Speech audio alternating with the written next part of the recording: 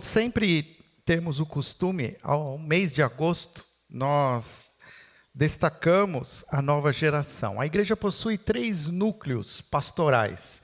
Um núcleo é a nova geração, um segundo núcleo, famílias, e um terceiro núcleo, cidade.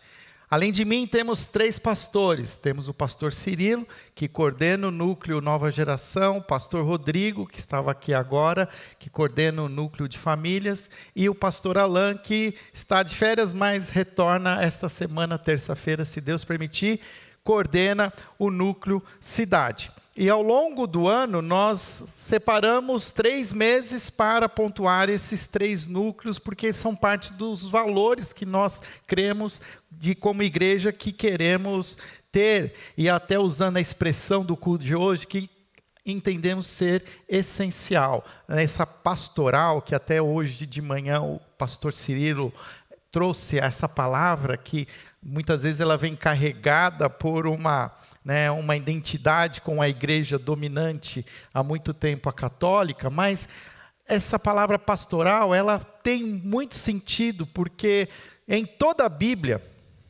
há uma figura de linguagem que se destaca, que é o pastor de ovelhas. Desde o Velho Testamento ao Novo Testamento, existe essa figura de linguagem de evocar ao pastor das ovelhas como aquele que cuida, aquele que guia, aquele que protege, aquele que direciona, que alimenta. E isso tem a ver com ser igreja.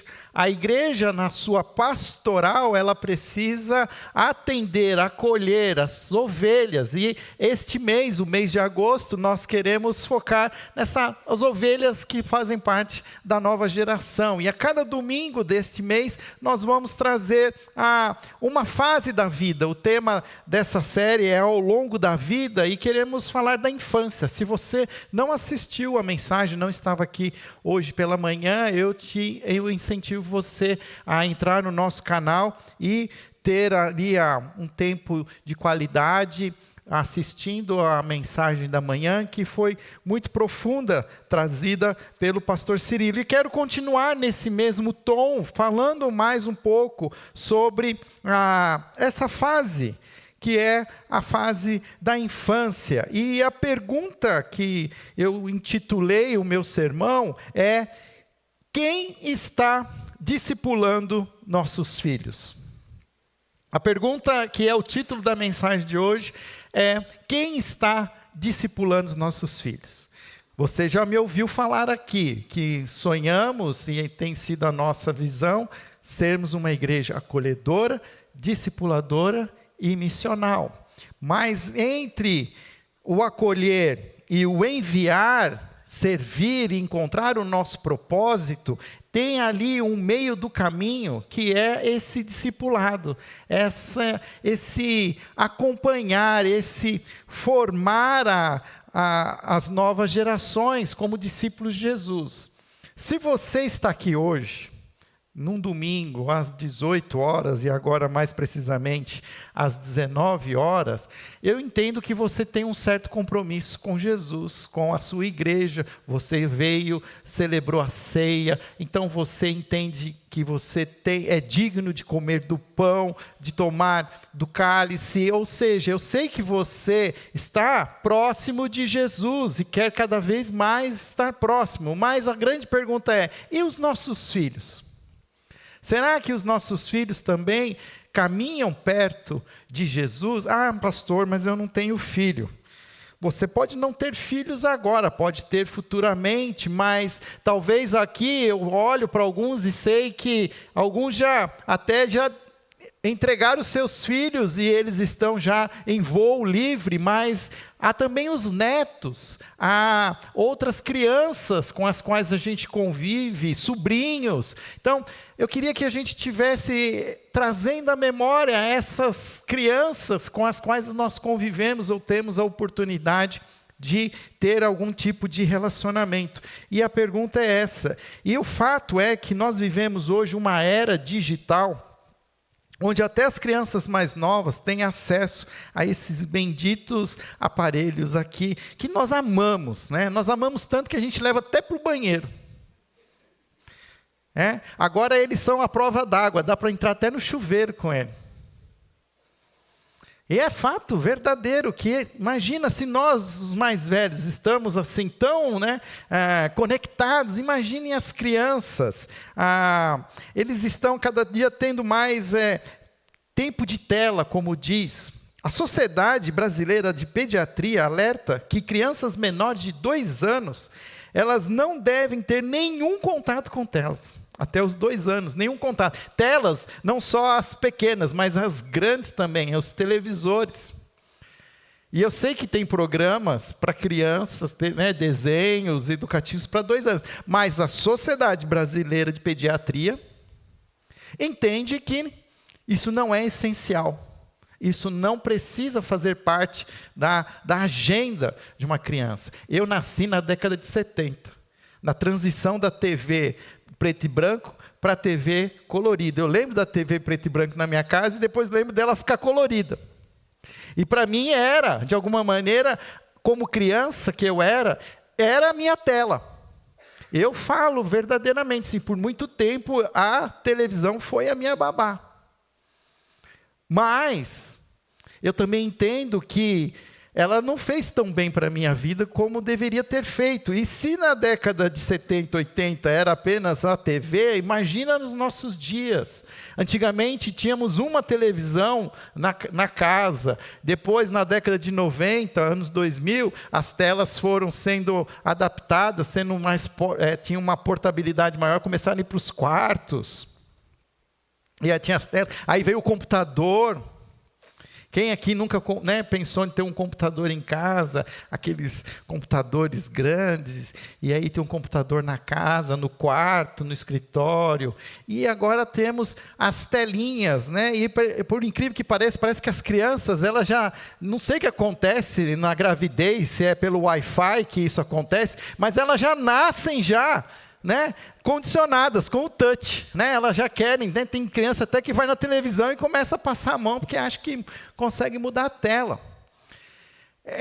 Nós estamos vivendo um novo desafio, e nós podemos não só avaliar isso como uma realidade, mas também entender que isso pode também ser algo que está, de alguma maneira, confrontando e competindo com o nosso tempo, com as crianças, um tempo de qualidade. E nós precisamos entender que, se nós não tomarmos decisões corajosas, nós vamos deixar que as telas discipulem os nossos filhos.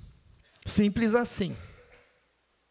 Contando para o Henrique, hoje pela manhã, que eu comecei a assistir um filme que está num dos streamings, que é eles ficam só refazendo os mesmos filmes, chamado Guerra dos Mundos. Não terminei de assistir, mas é um novo filme que dá uma agonia, porque é o cara o tempo todo na frente do computador. Ele trabalha num órgão federal dos Estados Unidos que tem o controle das câmeras.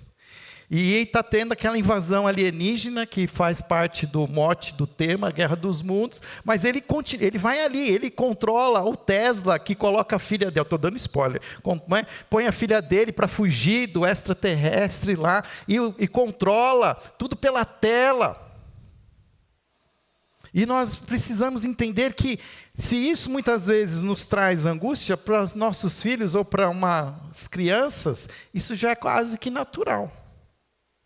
Mas nós não podemos achar que aquilo que é comum se torne o normal. É sabido que agora em janeiro de 2025 foi promulgada uma lei que restringe o uso de celulares nas escolas. Foi aquele Deus nos acuda. Mas a minha esposa, que também trabalha numa escola, falou: Fábio, melhorou. Deu meio que um freio de arrumação, mas deu uma ajuda. Claro que não resolve, mas nós, pais, avós, tios, nós precisamos entender que nós temos um chamado para discipular esses nossos filhos e não permitir que outros, e até telas, se tornem as ferramentas que moldem o caráter dos nossos filhos. Eu separei 3 textos aqui que brevemente eu quero destacar como uma maneira de mostrar um pouco sobre o discipulado. E a primeira responsabilidade de discipular o filho é uma responsabilidade primária dos pais. E o texto que eu escolhi é o famoso texto de Deuteronômio, capítulo 6. Eu quis pôr ele na tela para que você acompanhasse comigo. Deuteronômio 6, conhecido como Shema Israel, um texto que todo judeu sabe de cor e também compartilha com a sua família. E esse texto diz assim: ouça, ó Israel, o Senhor, o nosso Deus, é o único Senhor. Ame o Senhor, o seu Deus, de todo o seu coração, de toda a sua alma e de todas as suas forças. Que todas estas palavras que hoje lhe ordeno estejam em seu coração. E olha agora que é onde eu quero que você preste atenção. Ensine-as com persistência aos seus filhos. Converse sobre elas quando estiver sentado em casa, quando estiver andando pelo caminho, quando se deitar, quando se levantar. Amarre-as como um sinal nos braços, prenda-as na testa, escreva nos batentes da porta da sua casa e em seus portões. Esse texto, ele está dentro de um livro chamado Deuteronômio, e o Deuteronômio é aquele que nós conhecemos que é o 5º livro da Bíblia, na coleção dos 5 primeiros livros chamados Pentateuco: Gênesis, Êxodo, Levítico, Número e Deuteronômio. Deuteronômio é o resumo de tudo que Moisés falou. Então, quando você começa a ler Gênesis, você começa ali pela origem, pela criação, pela chamado de Abraão, e vai vendo e termina quando o povo de Israel está preso lá no Egito. Aí vem o êxodo é a libertação do povo, o chamado de Moisés.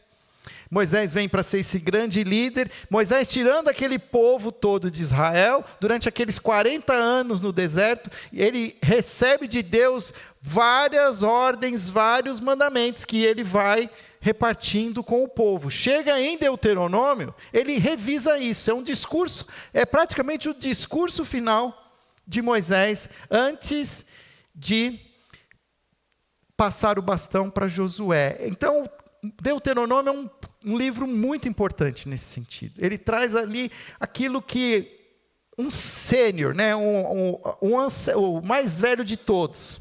A gente fala como é que a gente fala? Ai, fugiu a palavra. Decano. Isso. Como se o decano está ali transmitindo aquilo que faz sentido. E ele deixa bem claro que há um imperativo de que nós precisamos ouvir o que ele diz, que é: o Senhor é o nosso único Deus, nosso único Senhor, e amá-lo de todo o nosso coração, e não só amá-lo, mas ensinar os nossos filhos esse amor, ensinar com persistência. Ontem eu estava com um grupo da igreja e nós estávamos numa oficina, numa clínica sobre discipulado. E eu fiz parte da equipe e eu tinha que repartir alguns conteúdos. E na minha agenda ali eu tinha que contar a maneira como eu discipulo os meus filhos. Só que o programa diz assim, que eu primeiro conto algo que não acontece. E aí eu contei a história de que eu sento com os meus filhos, eu passo 2 horas com eles lendo a Bíblia, e a gente discute, a gente faz resumo, a gente corrige. Isso não acontece. O Cirilo falou hoje de manhã do culto infantil, que nós devemos insistir em fazer, mas vai ser talvez a parte mais infernal do dia é o culto infantil. Porque tem alguém que vai conspirar contra. Eu lembro que a gente colocava o Henrique sentar no sofá e ele ia derretendo no sofá. Ele ia caindo, quando veio ele já estava no chão, e ele estava indo não sei aonde. Henrique, volta! Você está no meio do Salmo 23, você tem que parar, sair dos pastos verdes, voltar para a sala e buscar a criança. É campainha que toca, é barulho de cachorro. Parece que tudo conspira. E isso é uma batalha espiritual. Porque isso é algo essencial, que é esse inculcar no coração das crianças esse amor pela palavra. De transmitir, mas não é apenas através de momentos formais, mas é no cotidiano da vida, é o andar junto, o tempo que a gente leva hoje, né, levar as crianças na escola. Eu lembro que a gente tinha um costume de, quando eu estava com os dois, eu levava-os para o colégio, eu fazia uma oração. Vamos orar. E eu orava e pedia para o Senhor abençoar o dia, abençoá-los. E eles saíam do carro e iam para o colégio. E eu não sei se você teve essa mesma experiência, mas hoje, quando eu peço para os meus filhos orarem, a oração deles é muito parecida com a minha oração, com a oração da Dani. Se nós não orarmos em voz alta pelos nossos filhos, eles não vão aprender a orar. Aquela história de orar na refeição, ela é fundamental. Ela tem um propósito pedagógico. De nos colocarmos ali, como a gente faz aqui, de um ajuste do foco, mas ao mesmo tempo é de mostrar para os nossos filhos que nós estamos debaixo de um senhorio, de um Deus provedor.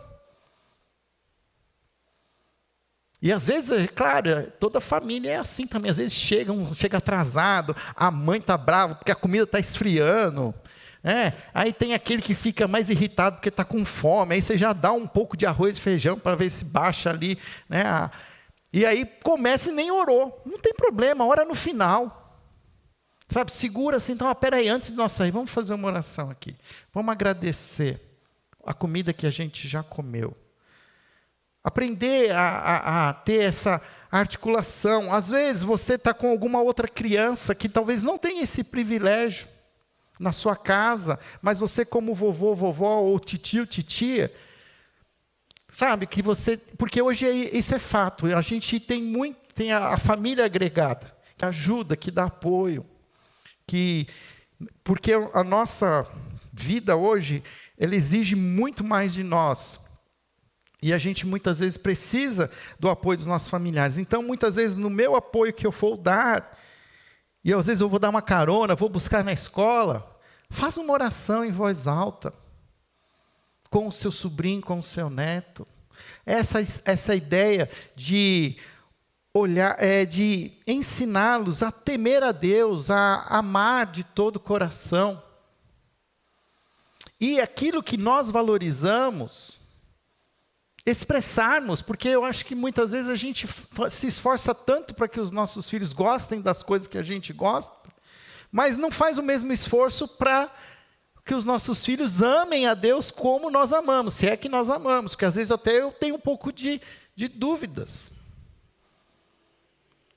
Esses dias nós saímos para tomar um lanche, e a Marina estava com a gente, ela passou uma temporada num campus da universidade aqui no interior, e ela estava no carro falando assim, pai, mãe, obrigado por vocês terem sido assim, me ensinado as coisas aleatórias da vida, porque, nossa, os meus amigos não sabem nada. Pai, você acredita que eles não sabem que a Kombi saiu de produção, que ela não é mais fabricada, e o senhor já tinha me falado que ela não podia mais ser fabricada, porque não pode, pelas leis de trânsito, não pode ter airbag, não dá para ter 3 pontas. Eles não sabem nada disso, pai, estão achando que ainda tem Kombi. Por que a Marina sabe isso? Porque o pai dela gosta de Kombi. Mas será que a Marina gosta de Jesus? Será que eu tenho mostrado o quanto eu... Porque quando a gente gosta de um assunto, a gente fala sobre esse assunto. Nós falamos do time de futebol, falamos das séries, da banda, a música. Eu acho isso muito legal. Às vezes eu pergunto para uma criança assim, que time você torce? E eu já sei o time que o pai torce. Aí eu já começo a perceber se o pai, Porque assim, eu sei o time que eu torço, e eu não quero que ninguém torça para o meu time, eu quero que cada um torça para o time que quiser, com exceção dos meus filhos. Mas os outros, né? Aí eu quero ver lá o Lucas, eu estou na expectativa. Olha lá, né? O Rodrigo já está. Por quê? Porque tem a Priscila gosta do São Paulo. E ela está ali, né? Né, Lucas? O importante é ter saúde, Lucas. E a gente brinca, mas a gente faz as mesmas coisas com as coisas de Deus. Nossa, olha, um esforço para nós aqui. E fala, olha, vem às 9h da manhã, vamos estudar a Bíblia. Estamos abrindo classe para as crianças, para os adolescentes, para os pré-adolescentes. E se você não vier, o filho não vem sozinho. E a gente tem que ter essa disciplina. Porque os nossos dias são dias difíceis, são dias que não temos como entender o futuro, mas aquilo que a gente pode fazer hoje, a gente tem que fazer. A responsabilidade primária dos pais, ela é essencial. Uma outra parte importante que eu quero chamar a atenção hoje o Cirilo também falou sobre isso, quando ele cita o texto de Jesus se tornando adolescente, que Jesus crescia em sabedoria, estatura e graça diante do Senhor. Um segundo texto que para mim faz todo sentido é esse texto de Provérbios, capítulo 22, verso 6, que diz: ensine a criança no caminho que deve andar, e ainda quando for velho, não se desviará dele. Se existe ali um primeiro discipulado que é feito pelos pais, eu entendo que esse texto de Provérbios, eu quero fazer um gancho, ele tem tudo a ver com a importância dos mais velhos. Porque tem a ver com sabedoria. Antigamente, se sabia as coisas pelos mais velhos. A gente perguntava para o avô, para a avó. Agora se pergunta aqui, né? ChatGPT, então, fenomenal. Faz até a prova para a gente. Mas a gente não pergunta mais para os mais velhos. Não ouve mais as histórias.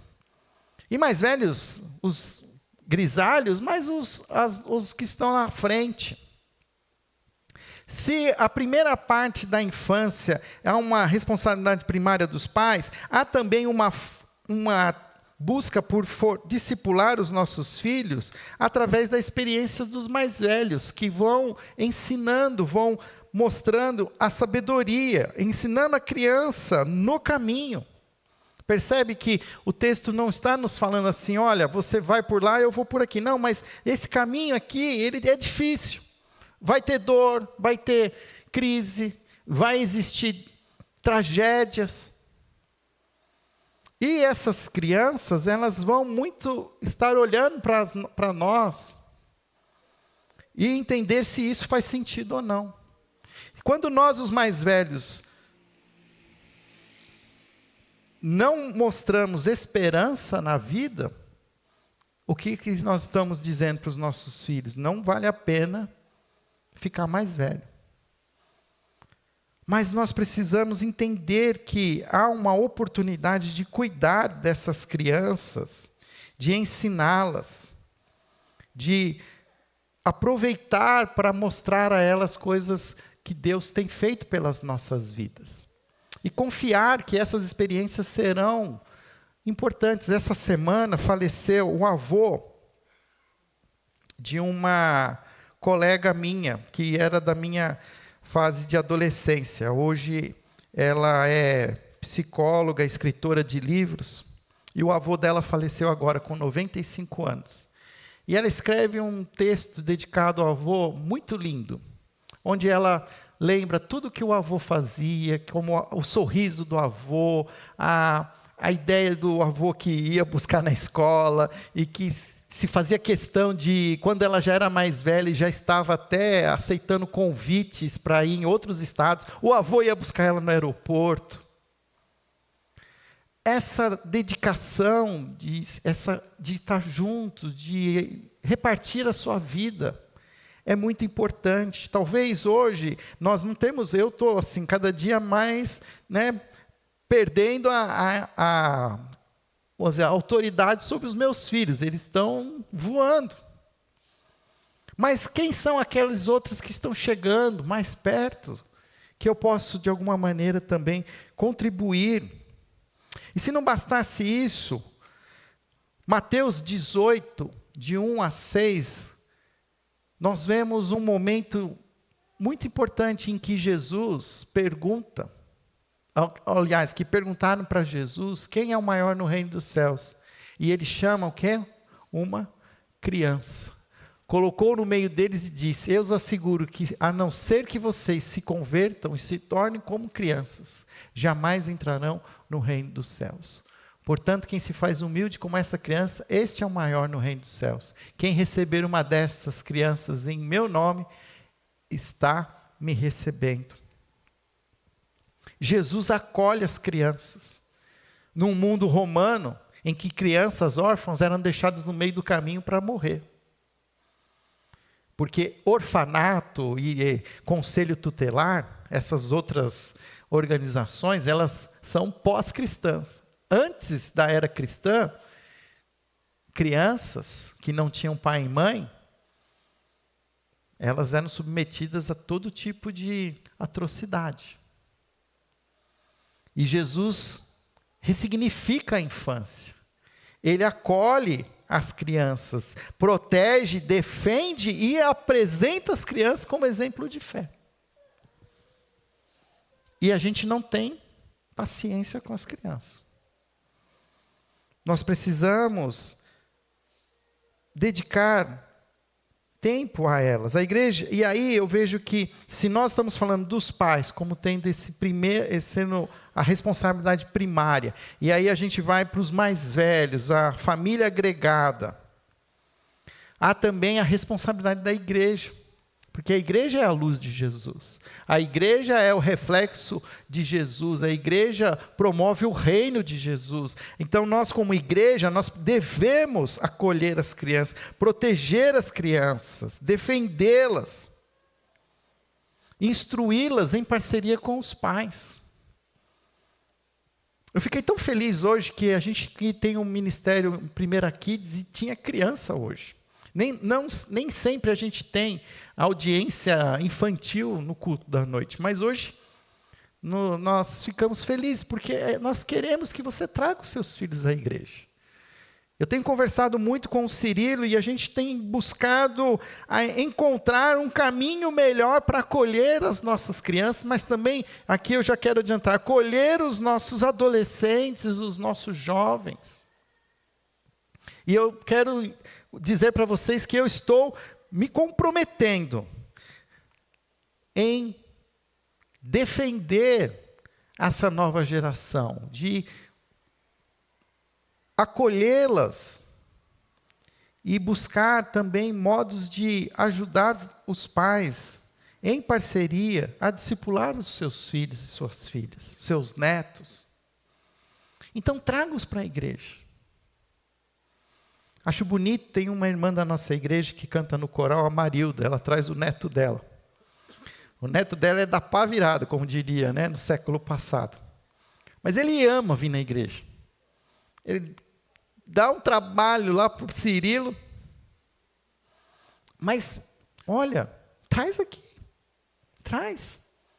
Para ele poder aqui ter oportunidade de ouvir da palavra.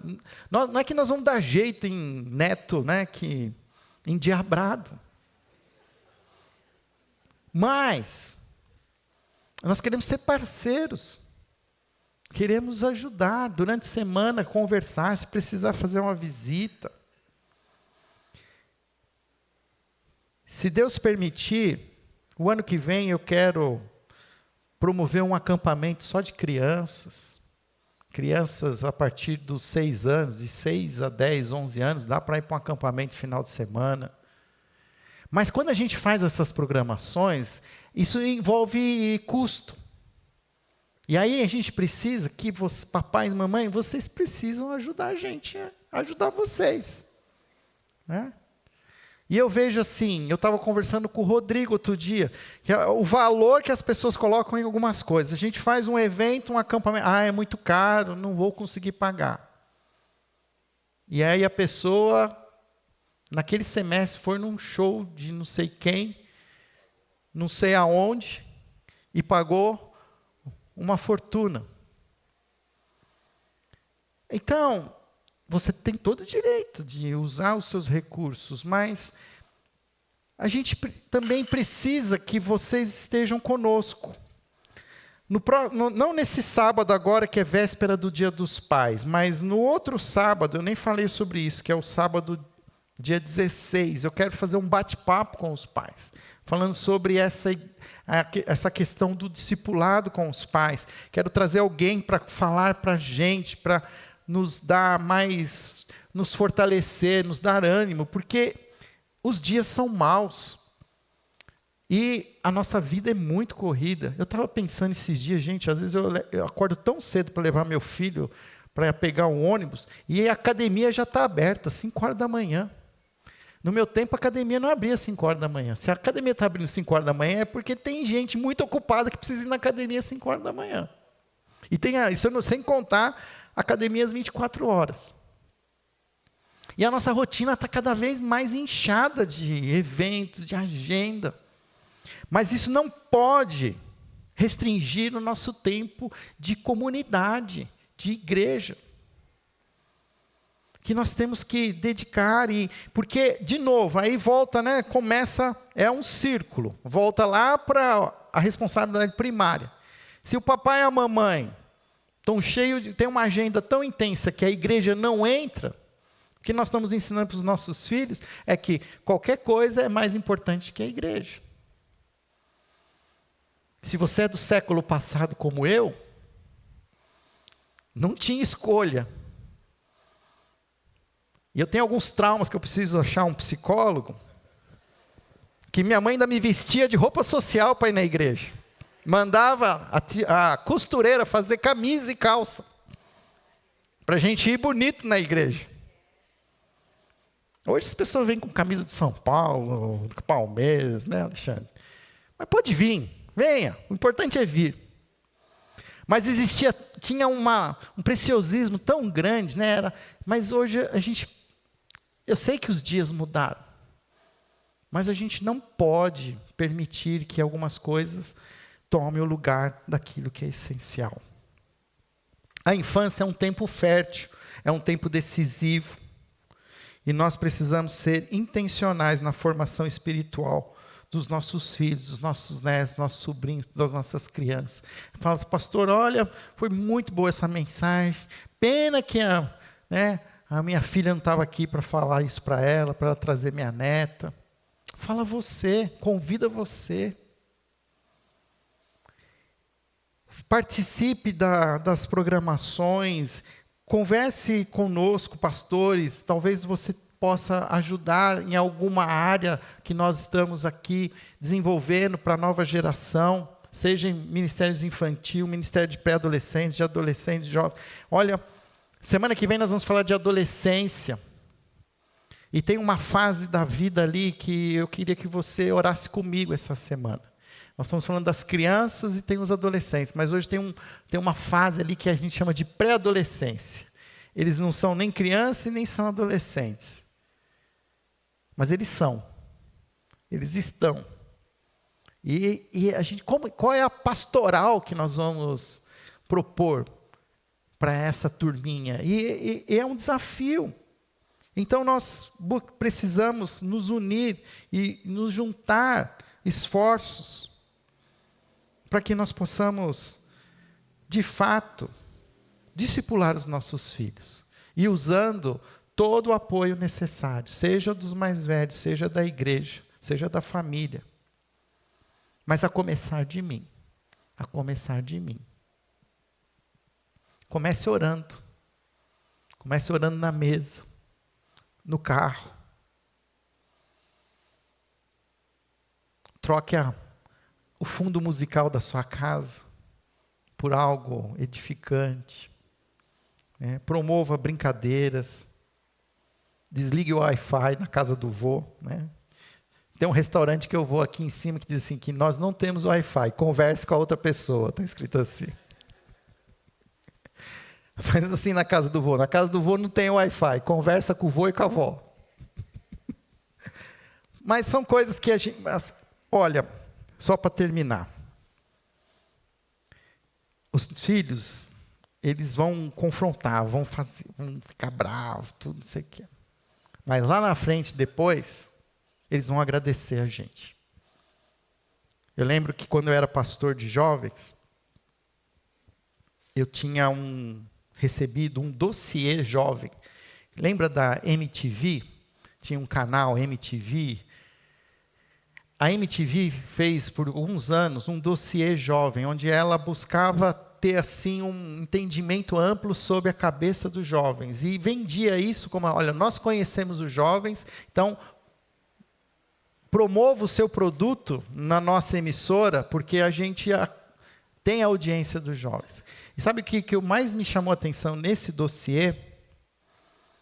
É que quando conversavam com esses jovens, o que eles mais sentiram falta não foi que o pai não tinha dinheiro, que os pais não tinham dado a eles boa educação, mas por incrível que pareça, eles falam assim, eu senti falta que os meus pais tivessem me dado mais limites.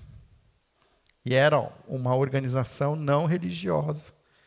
E eles estavam dizendo assim, quando os filhos crescem, eles cobram que os pais não deram limites. E discipular, até certo ponto, é isso. É limitar, é afunilar, é encorajar.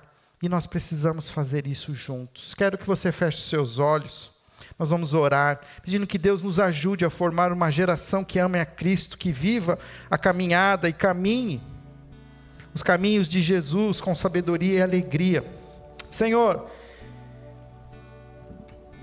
ao cantarmos essa próxima canção, nós queremos também, ó Pai, começar conosco, voltando à fonte da água viva, que possamos nos alimentar de Ti, estarmos, Senhor, satisfeitos e poder também satisfazer aqueles que estão ao nosso redor. Talvez eu estou aqui hoje, ó Pai, representando corações que estão talvez desanimados, cansados, desiludidos, frustrados, mas que o Senhor, ó Pai, nos reanime, traga-nos alegria, e que esta esperança renasça em nós, para que possamos também, Senhor, sermos instrumentos para encorajamento, discipulado dessa nova geração. Que o Senhor nos dê sabedoria como igreja, como famílias, e dar-nos, ao Pai, cada dia mais a direção que vem do alto dos céus. Essa é a nossa oração, em nome de Jesus. Amém.